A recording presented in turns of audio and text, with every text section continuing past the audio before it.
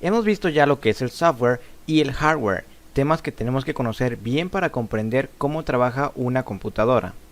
Todos los días, tanto tú como yo utilizamos programas que nos ayudan a realizar alguna tarea, y algunas veces no nos damos cuenta de todo el trabajo que nos ahorran, y ni hablar de ponernos a pensar en cómo funcionan estos programas, pero en realidad es algo complejo que puede ser muy fácil de comprender.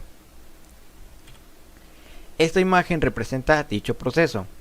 Cuando nosotros abrimos un programa, este comienza por almacenar sus datos temporales en la memoria de nuestro sistema, representada en esta imagen como storage, y estos datos están listos para ser utilizados por el programa cuando se encuentre en ejecución.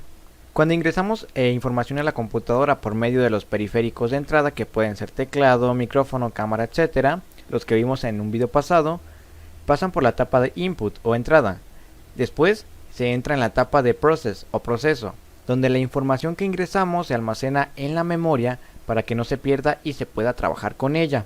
En esta etapa actúa principalmente el procesador de la computadora, el cual lee las instrucciones que se encuentran en la memoria y realiza lo que éstas le indiquen, que pueden ser por ejemplo cálculos, consultas a una base de datos, entre otras cosas. Por lo tanto podemos decir que esta etapa se encarga de trabajar con la información que ingresamos y, de ser necesario, con información permanente almacenada en una base de datos, para luego pasar a la siguiente etapa, que es la de output o salida, donde nosotros recibimos la información del proceso, es decir, el resultado, por medio de los periféricos o dispositivos de salida, que pueden ser pantallas, bocinas, etc.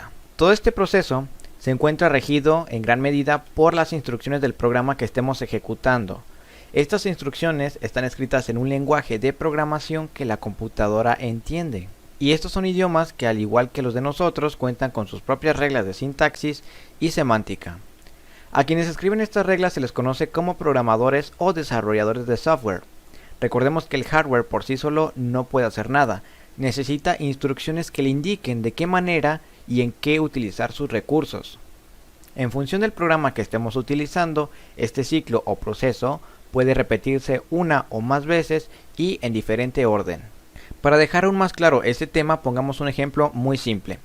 Supongamos que tenemos un programa que convierte grados Celsius a grados Fahrenheit. Abrimos el programa y lo primero que sucede es que se almacenan los datos y variables que se van a utilizar. En este ejemplo en concreto son 4.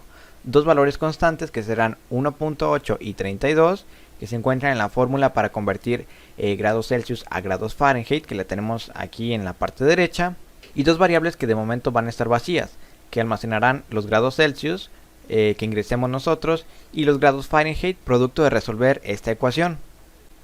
Entonces el procesador se conecta con la memoria para leer las instrucciones del programa, y estas le dicen: vas a mostrar por pantalla una ventana para que el usuario ingrese un dato. El procesador ejecuta esta instrucción y la muestra. Nosotros ingresamos los grados y el procesador tiene la instrucción de almacenarlos en la variable de grados Celsius. Ahora vuelve a leer las instrucciones en memoria y estas le indican qué cálculos debe realizar con los datos que se tienen, basándose en la fórmula para convertir los grados Celsius a Fahrenheit. Lo hace y el resultado lo almacena en la variable de grados Fahrenheit. Por último, vuelve a leer las instrucciones en memoria y estas le dicen: bien, ahora solo debes mostrar por pantalla el valor de la variable que corresponde a los grados Fahrenheit. El procesador lo realiza y obtenemos nuestro resultado, que es una conversión de escalas de temperatura. Es un ejemplo muy simple, pero que nos da una noción clara de cómo nos comunicamos con la computadora y cómo ésta nos entiende.